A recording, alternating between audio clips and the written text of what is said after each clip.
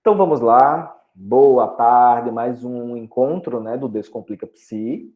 Eu sou Adriano Araújo, sou médico, psiquiatra, criador do Descomplica Psi. A gente vai ter mais um encontro hoje, né, hoje dia 8 de dezembro, amanhã, mais um jogo da Copa do Mundo, né? Espero que a gente consiga passar aí das quartas de final, que a gente consiga ter êxito nessa Copa. Eu estou muito esperançoso, viu? Não sei aí você que está nos assistindo no futuro, se essa esperança está confirmada, ou se ela está, ou se é só uma esperança vã minha, né?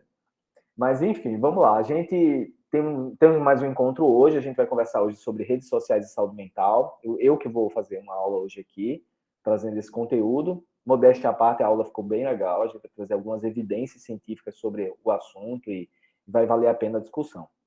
Esses encontros eles têm acontecido uma vez por semana, nas quintas-feiras ao meio-dia. As pessoas que estão aqui ao vivo é porque fazem parte do grupo lá do WhatsApp e a gente manda o link lá para o grupo. E quem quiser participar dessa discussão, conversar aqui um pouco, é só entrar para o grupo e aí vai ter acesso a esse link para a gente poder conversar. Esses encontros têm acontecido nas quintas-feiras, a gente tem pensado em mudar esse horário para ver se a gente consegue ter uma participação maior das pessoas, mas tem esbarrado nas agendas e aos pouquinhos a gente está conseguindo construir. Mas, de modo geral, a gente tem construído uma comunidade muito legal. O grupo hoje tem mais de 500 pessoas, né, pessoas ativamente participando, tirando dúvidas, conversando. O canal no YouTube, a gente criou um canal do YouTube que já está funcionando. Inclusive, quem não se inscreveu ainda, se inscreva, tá? Porque vai nos ajudar, vai ajudar a nossa comunidade, a comunidade que a gente está criando aqui de profissionais da saúde que tem interesse, né, nesses temas relacionados à saúde mental. Então, vai lá, se inscreve, curte lá os vídeos para a gente poder criar uma notoriedade dentro do YouTube. O YouTube ele valoriza muito isso, né? Essa coisa do engajamento, de você curtir, de se inscrever no canal. Então, vale a pena. E também porque o canal tá legal, assim, os vídeos eles estão muito bons, o conteúdo está muito rico, inclusive, um conteúdo que a gente não conseguiria se não fosse a parceria dos nossos colegas que vêm, que discutem, que trazem conteúdos riquíssimos e que, inclusive, você não conseguiria isso em um outro espaço que não pagando um curso, alguma coisa, está aqui gratuito, né? No YouTube você pode conseguir esse material de forma gratuita e um material muito rico com informações muito preciosas. A exemplo dessa aula que eu vou fazer aqui agora para vocês, tá bom? Então deixa eu compartilhar minha tela aqui e eu vou começar essa apresentação aqui para vocês. Compartilhar a tela e a aula. Vamos lá. Rapidamente, para a gente não perder tempo. Não é uma aula longa não, viu, gente? Não é cansativa, vai ser uma aula... Eu queria, na verdade, valorizar a discussão com vocês, a discussão para a gente conseguir conversar. Vamos lá. Então, a ideia é a gente conversar um pouco sobre redes sociais e saúde mental. Né? A gente vive um mundo hoje hiperconectado, principalmente pelas redes sociais que monopolizam essa comunicação, inclusive. Se a gente pensa nas grandes corporações como Facebook, como Instagram, como o falecido Snapchat, enfim, são várias redes, vários aplicativos de comunicação que eles têm o objetivo, eles sempre tiveram o objetivo de nos conectar, de conectar as pessoas, né? Mas vejam que essa hiperconexão ela tem trazido muitos benefícios, mas ao mesmo tempo muitos desafios para todos nós. E esse é um aspecto, né, que eu gostaria de colocar aqui para vocês. Que minha apresentação, né, eu sou médico, psiquiatra, graduado aqui pela Universidade Federal do Rio Grande do Norte. Minha graduação eu fiz terminei em 1999. Fiz uma especialização em saúde da família, né, na Escola de Saúde Pública de Sobral, no Ceará. Fiz a minha especialização em psiquiatria no Hospital Psiquiátrico de Messejana, em Fortaleza. Né? Sou mestrando em biotecnologia da Universidade de Potiguar. Fui coordenador de saúde mental aqui do estado do Rio Grande do Norte de 2010 a 2014. Fui presidente do Conselho de Políticas sobre Drogas aqui do estado. Né? Hoje tenho o meu consultório privado, né, atenção singular, e sou criador aqui do Descomplica Psi, né? E essa minha nova missão, levar informações para profissionais da saúde, informações relacionadas à saúde mental. Na verdade, essa foi minha missão desde sempre. desde que eu enveredei pelo ramo da psiquiatria e comecei a trabalhar como psiquiatra e trabalhar na saúde mental, sempre foi minha missão levar isso, né? Fazer trabalhos com profissionais da saúde, fazer treinamentos, fazer matriciamento e levar informações nesse sentido. Agora eu estou tentando amplificar isso do ponto de vista das redes, né? De um produto digital. Essa é a ideia. Então, as redes sociais, a primeira pergunta que eu faço nessa apresentação, as redes sociais, elas podem gerar dano à saúde mental das pessoas? Essa é a primeira pergunta que eu faço, porque é a pergunta que vai nortear essa conversa hoje aqui. Essas redes sociais que estão postas hoje, elas são capazes de gerar dano à saúde mental das pessoas, elas são capazes de adoecer do ponto de vista psíquico as pessoas? Essa é a pergunta, é uma pergunta que nós não tínhamos resposta, mas que gradativamente, com a construção de evidências científicas, a gente tem conseguido entender. Até porque, diga-se de passagem, as redes elas já vêm na nossa vida há pelo menos 20 anos, as redes sociais. Então, 20 anos já é um tempo interessante para a ciência, tá? É um tempo interessante para a construção de conhecimento. Aqui só um recorte para vocês. Quando eu fiz a revisão para a construção dessa apresentação, veja, né? A gente tem aqui, né, o PubMed, quem é da área da saúde deve conhecer, é um portal, né, de periódicos, de consolidação de periódicos, é um portal americano, onde normalmente os periódicos mais importantes do mundo, os artigos de revistas científicas mais importantes do mundo, eles estão indexados nesse portal. E a gente consegue pesquisar os artigos mais relevantes nesse portal. E vejam, a gente tem um aumento crescente do número de publicações quando a gente coloca aí saúde mental e rede social, né, como foco, como palavras-chave para pesquisa. Então, a gente tem um aumento gradativo do número de publicações, tá? E a gente teve um pico aqui em 2020. A gente teve um pico de publicações nesse sentido, e não foi coincidência. Vocês sabem, e vejam aqui, gente, olha, 2020, tá vendo que 2019, que essa barrinha aqui, ó, menor é 2019. Essa barrinha maior aqui, veja a disparidade de 2019 para 2020. É porque, na verdade, houve um interesse muito maior de pesquisar isso por causa da pandemia. A pandemia, ela intensificou essa necessidade de interações sociais, por redes sociais e por tecnologias digitais. Então, vejam a quantidade, a diferença do número de publicações que a gente teve em 2020, levando em consideração o que a pandemia provocou em nós seres humanos. E aqui 2021 e 2022, como não terminou ainda, está menor que 2021, né, o número de publicações. Mas eu acredito que, provavelmente, quando fechar o ano, é possível que ultrapasse esse número aí. Mas só para ilustrar aqui para vocês, tá? Quando a gente... então, e aí eu fiz uma pesquisa mais baseada em 2022, de modo geral, para trazer evidências mais recentes, tá, para vocês. Como eu estava falando, a gente tem mais de 20 anos aí de redes sociais. A gente tem mais de 20 anos de redes sociais. Essa é uma linha do tempo mostrando as redes sociais que nós já tivemos, algumas redes já falecidas, né? Outras ainda em evidência, mas algumas já falecidas. Exemplo do Orkut, exemplo do MSN. Então, existem redes sociais que nós utilizamos no passado e que atualmente nós não utilizamos mais. Tá? Então, mas vejam que a primeira rede social que tem notícia, ela foi inaugurada em 1997.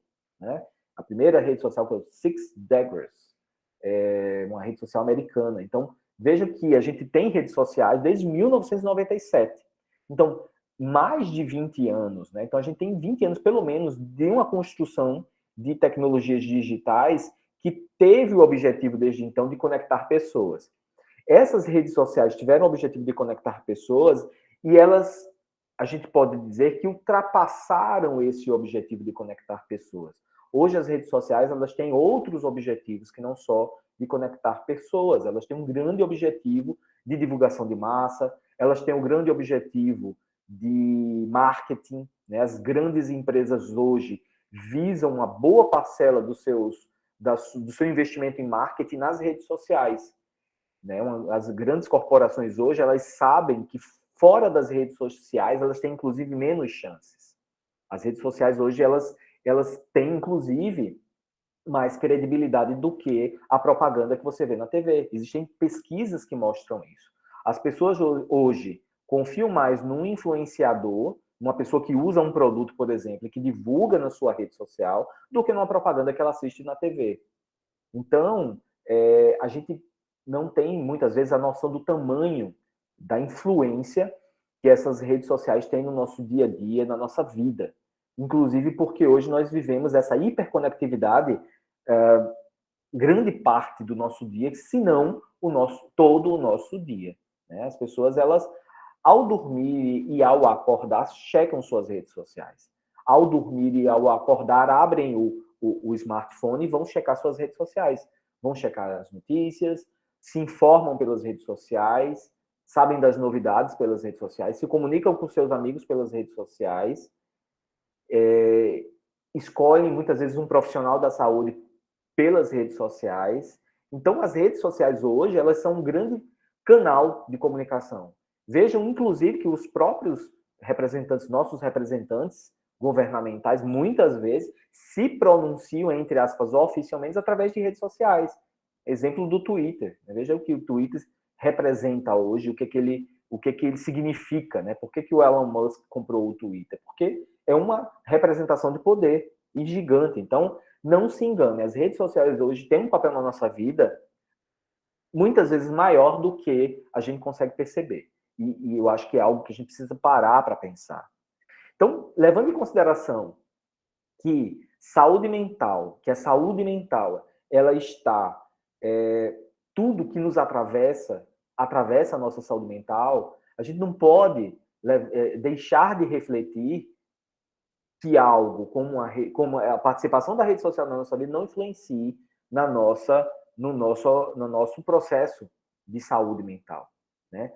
Essa relação do pensar e do sentir nos atravessa a todo momento e nos atravessa nas diversas instâncias da nossa vida. Então, a gente não tem como a gente vivenciar algo quase todo o momento da nossa vida e isso não influenciar na nossa saúde mental. Essa é a grande questão. E eu acho que está aí a chave, né, para refletir sobre as redes sociais. Né? As redes sociais, vejam, elas já têm sido estudadas, as tecnologias digitais já têm sido estudadas.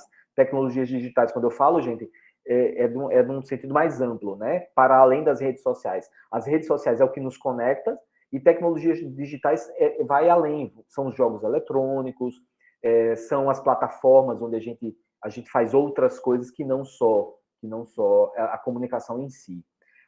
De modo geral, as redes sociais, elas impactam sobremaneira, mas quando a gente vai para os estudos científicos, as publicações, elas têm se preocupado, eu diria, de forma mais contundente com a adolescência. A gente sabe que os adolescentes, eles são mais vulneráveis por N questões, e inclusive pela questão da construção ainda, da formação e da consolidação da personalidade. Então, a gente sabe que os adolescentes, eles são pessoas que estão em uma fase da vida de maior vulnerabilidade. E essa vulnerabilidade, ela implica em alguns fatores e alguns dados estatísticos. Um é esse aí. 1 em cada 5 adolescentes sofre psiquicamente. 1 em cada 5 adolescentes sofre do ponto de vista psíquico ou por melancolia, ou por sintomas de ansiedade, ou por sensação de inadequação no mundo. Isso não quer dizer, o sofrer psíquico não quer dizer necessariamente adoecimento mental, mas o sofrer psíquico é extremamente prevalente nessa faixa etária. Então, o estudo do impacto das redes sociais nos adolescentes tem sido algo, quando a gente vai para as publicações, vai para uma plataforma como a PubMed, a gente vê que existem, de forma proporcional, muito mais estudos em adolescentes do que em outras faixas da vida. De 2007 a 2017, houve um aumento de 56% nessa população. Um aumento de 56% de suicídio nessa população. Ou seja, é uma população mais vulnerável. E é por isso que esses estudos acabam se debruçando mais sobre essa faixa etária e sobre os adolescentes. Né? E essa vulnerabilidade é notória. A gente sabe que existe, que é um momento na vida de realmente muitos conflitos, né? E de um risco maior de adoecimento. E é por isso que a gente está trazendo aqui essa questão. E é por isso que os artigos acabam se debruçando nesse sentido, tá? Esse é um estudo do CDC americano, né, que é um órgão que avalia estatisticamente, né, as morbidades e as taxas de mortalidade nos Estados Unidos. Esse estudo ele pesquisa, né, a prevalência de homicídio e suicídio ao longo aí de 2000 a 2017. E olha que preocupante, né?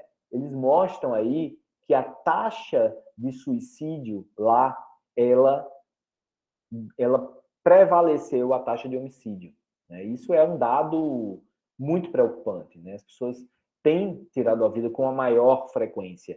E aí, vejam o dado aí, olha, de 2010, em 2010 a partir de 2010 houve essa inversão.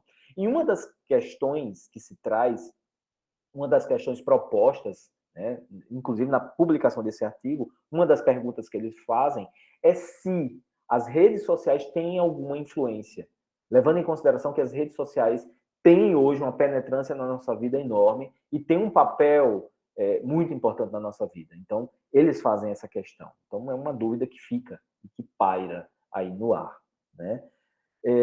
A gente, de modo geral, entende que a exposição às redes sociais, essa estar hiperconectado às redes sociais, essas exposições, elas influenciam no nosso sistema nervoso central. Esse é um artigo muito interessante, publicado agora em 2021, que mostra que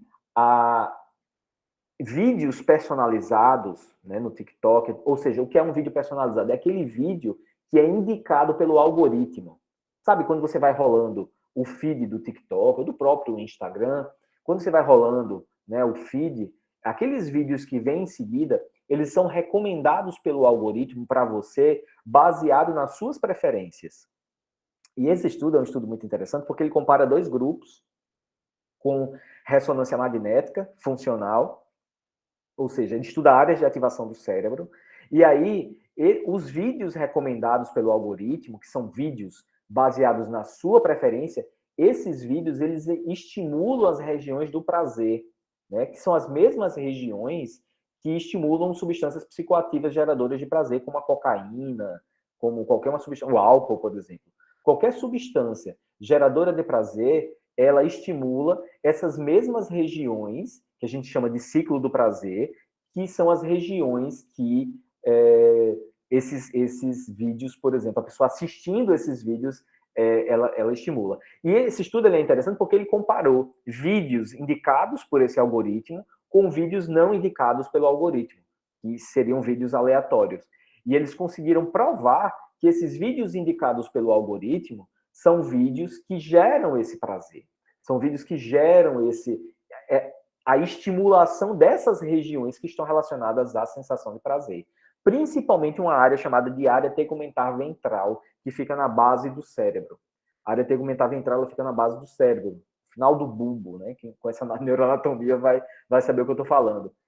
E é muito interessante isso, porque a gente já sabia disso, obviamente, a gente sabe que as redes sociais elas têm um impacto que tem, porque elas são geradoras de prazer nas pessoas, mas, de outro modo, hoje agora a gente tem evidências que mostram isso, né? Então, eu acho isso muito, muito curioso, muito interessante. Esse é o mesmo estudo, só para mostrar aqui, ó, a área tegumentar ventral, gente, é nessa regiãozinha aqui, ó, essa pintinha em vermelho aqui, é justamente essa região, que é um grupo de neurônios especializados que fazem parte do ciclo de recompensa, e esses neurônios eles são responsáveis por dizer se aquela substância ou aquela situação é geradora de prazer ou não, e se essa região ela é estimulada por uma substância ou por uma situação, significa que ela gera prazer e significa que ela está ativando esse sistema que a gente chama de sistema de recompensa.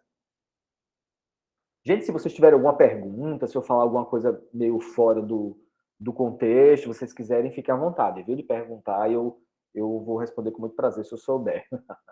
Mas, tranquilo, a gente segue em frente, tá?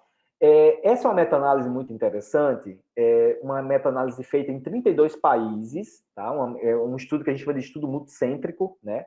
Meta-análise, para quem não está habituado a esse termo, é um tipo de revisão, que é uma revisão sistemática, onde você utiliza um tratamento estatístico, você junta vários artigos científicos, e juntando esses vários artigos científicos,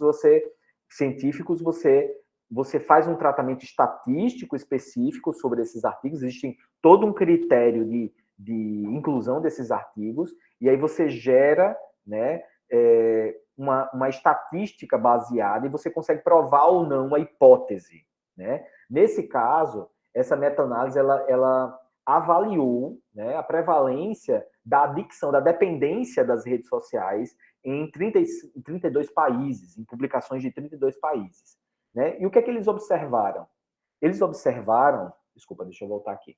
Eles observaram que essa prevalência ela varia de país para país, né, obviamente, e aí você tem uma taxa que gira em torno de 5 a 20%, baseado na população que você está estudando. Ou seja, você pode ter uma prevalência em torno de 5%, mas ela pode chegar até 20%, dependendo da população de estudo. Tá? E, de certa forma, isso significa que, se você, dependendo da vulnerabilidade dessa população, você pode ter uma taxa maior ou uma taxa menor de dependência, de adicção das redes, né? Daquela sensação de que a pessoa não pode se desconectar, de que ela se sente muito mal quando se desconecta da rede, o que significa uma dependência. Isso gera sofrimento psíquico, tá? É interessante que indivíduos... esse estudo ele mostra que isso é verdadeiro, porque o que é que eles observaram? Que pessoas com uma autoestima menor, pessoas mais isoladas, pessoas que, principalmente adolescentes, né, que têm dificuldades maiores nas interações sociais, esses indivíduos eles são mais vulneráveis do ponto de vista de desenvolver uma dependência dessas tecnologias digitais. Então, existe um risco maior do desenvolvimento dessa dependência se essa pessoa ela tem, em algum aspecto, um sofrimento já anterior, alguma limitação anterior. Ou seja, de certo modo, é como se o risco desse adoecimento ele não fosse linear. Né? O risco desse adoecimento em relação às redes sociais, ele não é linear. E ele não é linear à taxa de exposição, ele é linear à vulnerabilidade que esse indivíduo carrega. Eu acho que isso é um fator que eu acho interessante. Um dos aspectos é o FOMO, né? É uma síndrome já bem descrita, bem caracterizada, não sei se vocês já ouviram falar, no Fear of Missing Out, que é aquela sensação de que você está perdendo alguma coisa quando você está desconectado. E em algumas pessoas, essa síndrome, o FOMO, ela gera muito desconforto. E alguns indivíduos, eles ficam muito tempo conectados, em tempo substancial e abandono de outras atividades sociais, e abandono do convívio familiar, inclusive, por causa dessa sensação. E, pasmem, o que é mais, como eu diria, perverso nesse sentido? É que o trabalho de marketing, de certa forma, ela faz as pessoas sentirem isso, ela provoca isso. A rede social, ela o tempo todo, ela tenta ser atrativa. Ela tenta fazer com que as pessoas tenham uma sensação de urgência, uma sensação de que não podem estar de fora da rede social. E essa sensação em pessoas mais vulneráveis podem significar sofrimento psíquico e adoecimento. Então, é algo que a gente precisa estar atentos, de modo geral, né? Atentos a isso, tá? Então, essas redes sociais, essa é um artigo mais recente, né, também de 2021, que ele faz uma revisão, é uma revisão bem mais robusta, ela faz uma revisão de vários outros artigos, também uma meta-análise, e dentro dessa meta-análise ele tenta relacionar quais são os fatores de adoecimento, predisponentes do adoecimento mental nesses jovens, e em que medida essas redes sociais elas geram esse dano. E aí, o que é que eles observaram nesse estudo?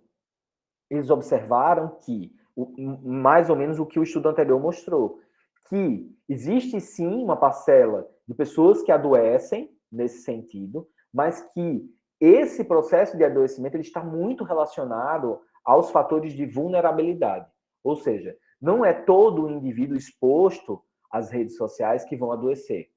E eles têm um outro lado interessante, é que alguns fatores são predisponentes, alguns fatores, dependendo da rede, são predisponentes. Mas uma coisa que chamou muito a atenção no estudo é que o tempo de tela é um indicador, é um dos indicadores que teve maior, como é que eu diria, maior,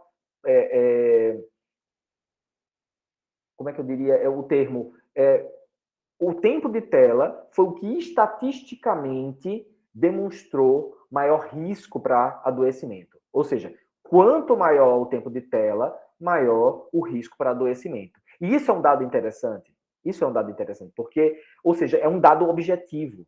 E isso pode nos ajudar na clínica. Pensar em controlar o tempo de tela dos nossos jovens pode ser algo que a gente pode, na clínica, utilizar para ajudar esses jovens. Então, é algo que eu considero bem importante. Então, vejo que nesse estudo, né, nesse outro estudo, eles pesquisaram aqui adolescentes também em uso de redes sociais, né, e eles observaram que esses indivíduos, os principais fatores que levaram ao adoecimento foi prejuízo na qualidade do sono. Eu acho esse artigo bem interessante.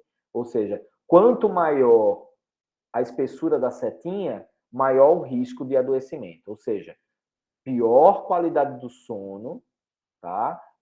A pior qualidade do sono, os prejuízos, as distorções da imagem corporal, a baixa autoestima, né, o tempo de tela. Então, são fatores que aumentam o risco de adoecimento nesses jovens, relacionados a essas mídias sociais. Então, é algo que são informações que podem nos ajudar, né, a, de repente, discutir isso com os nossos pacientes e adolescentes. Então, não tem muito mistério nisso, né? Eu acho que, se levando em consideração que a gente está falando de pessoas que podem ter uma vulnerabilidade maior, levando em consideração que a gente está falando de pessoas que podem adoecer expostas a algo que é cotidiano e trivial da nossa vida, a gente precisa pensar que o enfrentamento que a gente vai fazer a isso vai ser um enfrentamento como a gente faz para cuidar da nossa saúde mental de modo geral.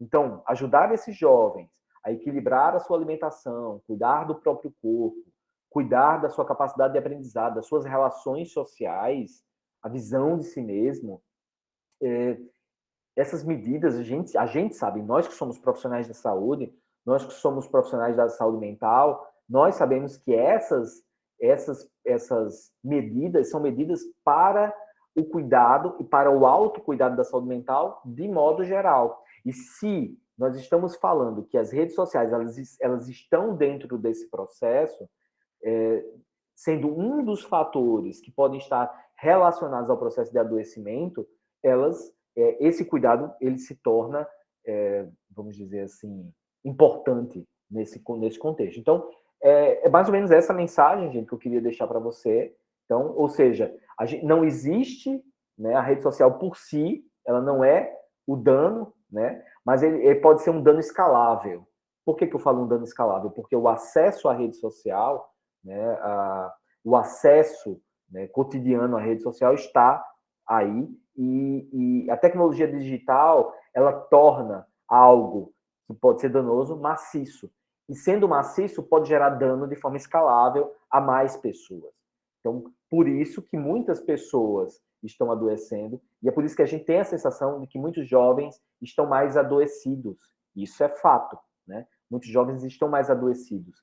Mas a gente precisa entender que não são, né, não vão ser todos os jovens expostos que estão adoecendo. Os jovens expostos que estão adoecendo são os jovens que têm, em alguma medida, vulnerabilidade. E é nessa vulnerabilidade que a gente precisa atuar.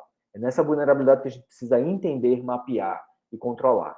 Porque o que é que a gente vê quando a gente recebe um adolescente no consultório? É que a rede social ela se torna o bode expiatório, né? Os pais, a família, eles trazem a rede social como o grande problema, o grande vilão da história. O jogo eletrônico, o videogame, eles se transformam no grande vilão da história. Mas quando a gente vai estudar aquela família, a gente vai estudar aquela pessoa, a gente vai conversar, entender a dinâmica daquelas pessoas, a gente vai ver que existe uma vulnerabilidade muitas vezes por trás e a gente precisa olhar para essa vulnerabilidade, a gente precisa cuidar dessa vulnerabilidade e é assim que a gente vai ajudar melhor essas pessoas. Era isso, gente. A aulinha era assim, o que eu queria trazer para vocês era isso aqui. Estou aqui disponível para interagir com vocês. Alguém quer fazer alguma pergunta, quer fazer alguma observação aí da prática de cada um? Queria muito ouvir vocês agora. Deixa eu ver quem é que está aqui. Deixa eu ver quem é que está online para eu. Catius está online. Catius que trabalha com adolescente. Alguém gostaria de falar? Eu sei que vocês devem estar almoçando, né? Esse horário é muito ingrato. Eu juro a vocês que em 2023 eu vou tentar mudar esse horário, mas por enquanto é o que a gente tem para hoje. Alguém gostaria de fazer algum comentário, alguma observação? Dalva também trabalha com adolescente. Vamos lá, Dalva, abre o microfone, compartilha com a gente. Como é que você tem observado essa temática das redes sociais com os adolescentes que você tem atendido? Tatius também. Vamos lá, vamos conversar um pouquinho? Eu tô meio fanhosa, tô rouca, mas vou tentar aqui um pouquinho. Vamos lá. Realmente, essa temática tem sido muito complicada. Eu atendo duas adolescentes que apresentam realmente uma dificuldade muito grande, né? Mas aí com a questão da terapia tem ajudado. E aí elas tinham tanta dificuldade de largar o celular que quando chegava o período de prova era aquele desespero, né? Fica os pais em cima, insistindo para que estudem. Mas, o adolescente ele já está ali acostumado com aquela rotina de não fazer nada, só estar no celular. Então fica difícil em algum momento os pais tirarem. Aí é toda aquela psicoeducação com os pais, que não é só em algum momento que eles vão precisar sair, mas que isso tem que fazer parte da rotina, as obrigações do adolescente. Então realmente é bem complicado. E eu lembro que quando eu, fiz uma proposta para uma delas, e quanto tempo ela podia ficar, né, sem o celular. Ela olhou para mim com os olhos arregalados e falou assim: "Nem um minuto, eu não posso". Aí eu disse: "Como assim nem um minuto?". Ela falou: não posso largar o celular". Eu disse: "Você dorme com o celular, acorda com o celular?". Ela falou: "Com certeza". Mas aí a gente vem fazendo um trabalho, né, e uma delas passou por média, então ela está muito feliz, a gente conseguiu criar ali uma rotina para ela, com horas de estudo, junto com os pais, é claro. A outra, que é mais difícil, que foi essa que disse que não conseguia, ela ficou em recuperação, porque realmente não consegue estudar, e aí os pais também não estão conseguindo tirar, né, fazer esse ajuste com ela. Então ela ficou em recuperação, mas ela aí, ontem, inclusive, foi dia da terapia dela, e ela falou assim: realmente eu saí prejudicada. Eu falei das redes sociais com ela, ela falou: realmente eu saí prejudicada, e agora eu estou tendo aula, ainda estou em recuperação, correndo risco de ficar. Aí ontem a gente refez, né, toda uma rotina para ela nesse período de recuperação. E é isso, é muito difícil, realmente, é muito difícil. São muito resistentes a largar o celular, seja para jogos, ou seja para interagir. E interessante também que essa que é mais resistente, ela tem uma dificuldade já, coisa em casa, família, uma questão de timidez. Então, realmente, não é só a mídia que é a culpada, existe um contexto familiar que faz com que esse adolescente ele se isole no mundo dele. Obrigado, Dalva. Catiúci?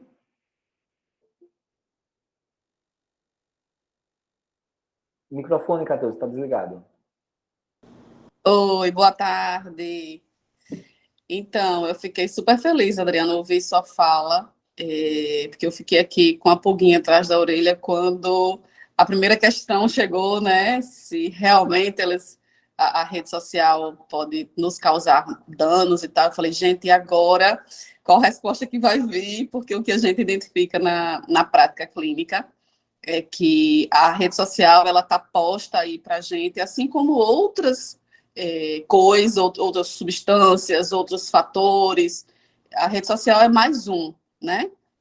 E aí eu fico muito preocupada com a tendência que a gente tem na nossa sociedade de projetar no outro, projetar nas coisas, nas situações, nos remédios, por exemplo, a responsabilização por aquilo que é nosso, do nosso funcionamento, do nosso psiquismo, da nossa demanda, né? E aí, quando você vai trazendo a fala de que, sim, existe algo que pode ser danoso, mas esse dano ele vai acontecer na medida da minha vulnerabilidade enquanto sujeito, aí eu me acalmei, né? Porque é o que a gente vê na nossa prática. A rede social está aí, mas por que que eu não estou tão contaminada e você está tão contaminado por ela?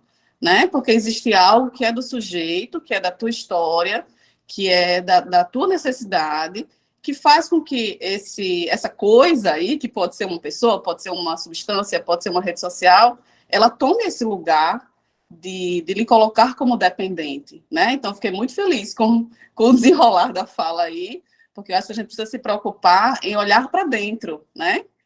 A gente está num lugar hoje na sociedade em que a gente olha muito para fora e a rede social promove isso, né? Os efeitos de mostrar as coisas belas que estão aí. A rede social não mostra as nossas dificuldades, os nossos conflitos. Então, é muito encantador ir para lá e passar esse tempo todo usando a rede social. Quando, na verdade, o que eu preciso fazer é vir para dentro, me desconectar um pouco, na medida do meu possível e da minha necessidade, e olhar para dentro, para as minhas dificuldades, para as minhas vulnerabilidades, e aí a rede social ela toma um lugar mais saudável do que o que a gente tem hoje, né? Então, muito legal, Adriano. Não, eu fico mais feliz ainda porque não é uma opinião minha, né? Porque é o que os estudos, os artigos estão publicando, né? Então, assim, a gente até poderia ter essa opinião assim, a gente até pode supor isso de antemão, porque é o que eu já supunha, mas quando a gente para estudar e a gente vai para publicações super atualizadas, a gente vê que é isso que está posto, né? São evidências, né? Então, e são estudos tão bem feitos, sabe? Esses estudos, assim, porque são estudos feitos com um N enorme. O último estudo tem mais de 30 mil jovens estudados. Então, assim, são evidências muito relevantes, assim, não é uma opinião só de um autor, assim, é uma coisa muito relevante. Então, assim, eu fico muito feliz porque, assim como você, assim, eu fico feliz porque é uma evidência que vem coerente com o que a gente já imaginava mesmo, né? Vem coerente com o que a gente já imaginava, que de fato é uma vulnerabilidade e que a rede social, ela está aí para ficar. E eu vou dizer uma coisa para vocês, viu? Que vai piorar. Piorar, assim, no sentido de ser mais atrativa ainda. Vocês não têm noção do que é o metaverso. Vocês não têm noção do que isso vai significar para a gente. Vocês não têm noção do que esses caras estão planejando. Eu assisti uma aula recente agora de um cara que trabalha com isso, que eu fiquei pasmo. Eles já estão trabalhando com como é que eles chamam, meu Deus? Imersão, né? Imersão de rede social. Ou seja, a gente não vai mais se comunicar só por texto e por vídeo, não, gente. A gente vai se comunicar com um capacete que a gente vai sentir o que a outra pessoa está fazendo ali. A gente vai estar num ambiente diferente com a outra pessoa ali. É algo muito mais profundo. Muito bem, né, Adriano? E, assim, quem trabalha com tecnologia está muito atento, é muito sensível para o ser humano. Apesar de trabalhar com a tecnologia, tem que estar muito atento. Por quê? Porque ele vai atingir exatamente aonde a gente precisa, por exemplo, ter prazer. Né? Então, os estudos vão aí para quem trabalha com a tecnologia, para que eles entendam o que eles precisam fazer para atingir esse público que está aí buscando. Então, você tem aí uma dicotomia. A gente evolui, tecnologicamente falando, e a gente tem pessoas cada vez mais vulneráveis, né? E cada vez mais afetadas negativamente pelos contextos sociais aí. Então, é uma casadinha quase que perfeita, né? Para o adoecimento psíquico e mental. É perfeito, porque se numa medida a gente evolui tecnologicamente, a gente evoluiu pouco do ponto de vista psicodinâmico. Nós somos os mesmos seres humanos há milhares e milhares de anos. Então, a gente não evoluiu muito nesse sentido. Então, se a gente, há alguns milhares de anos, a gente se reunia dentro de uma arena para ver um leão matar um ser humano, né? E aquilo gerava prazer, né? Parece estranho falar isso hoje, né? Mas Quantas pessoas têm prazer com coisas estranhas na internet, né?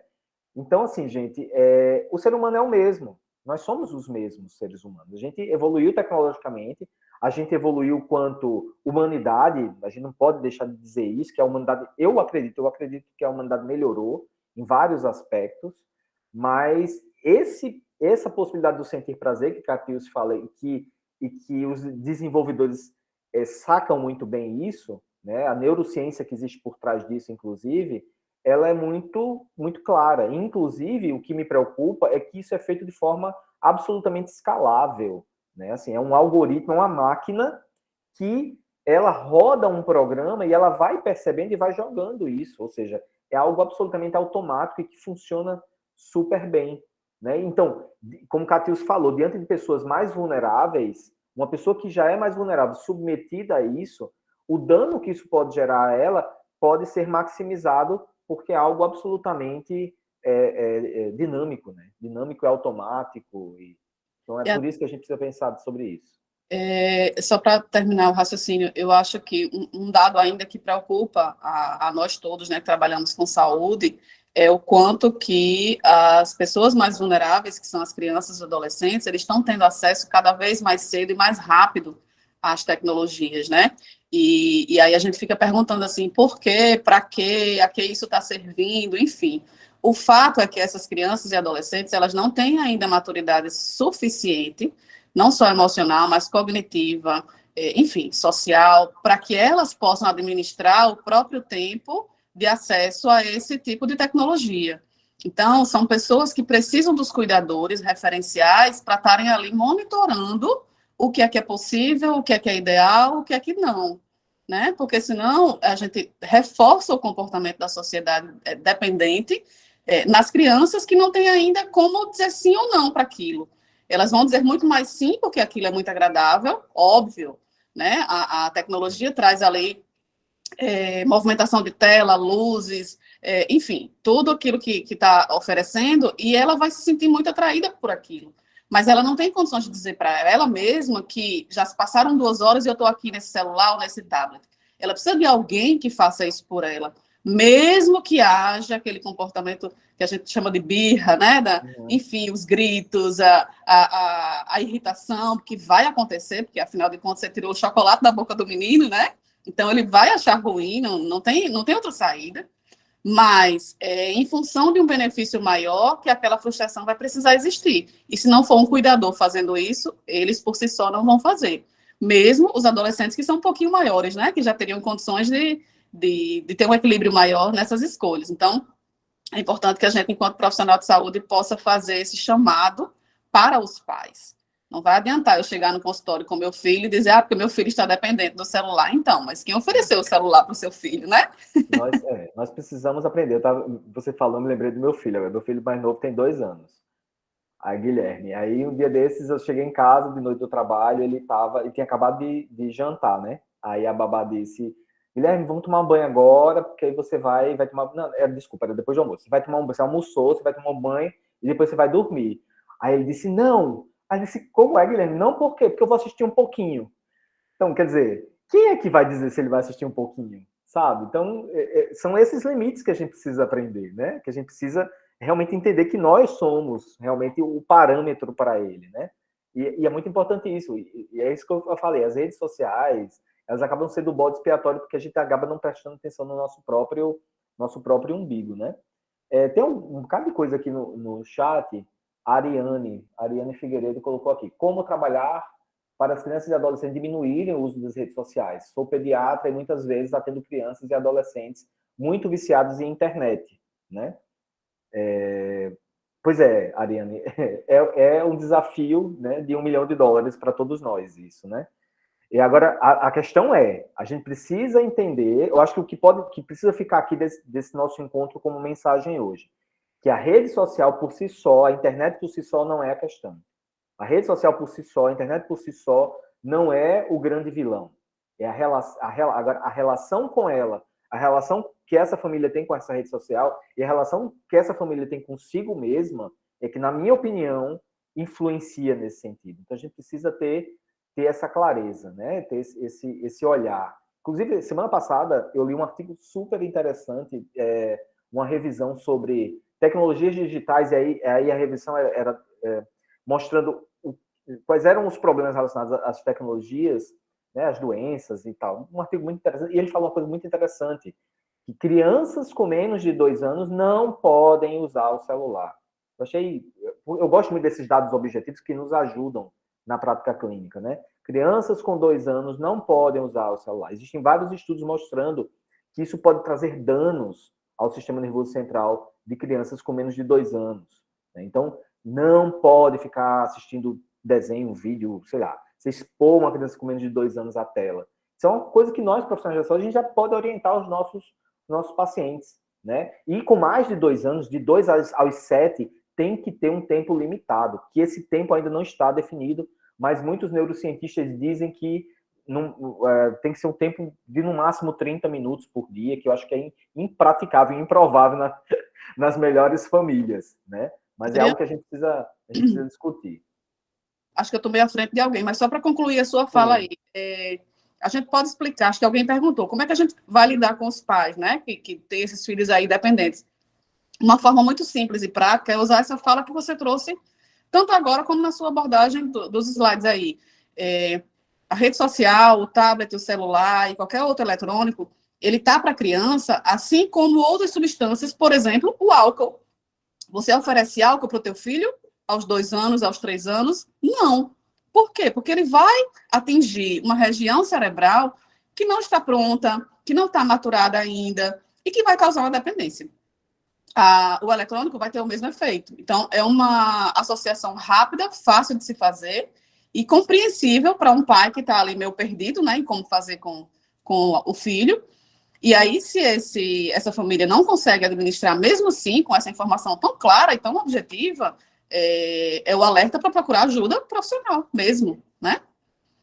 Exatamente. Bob levantou a mão. Roberto Jorge. O microfone está desligado. Sim, tá me ouvindo? Estou.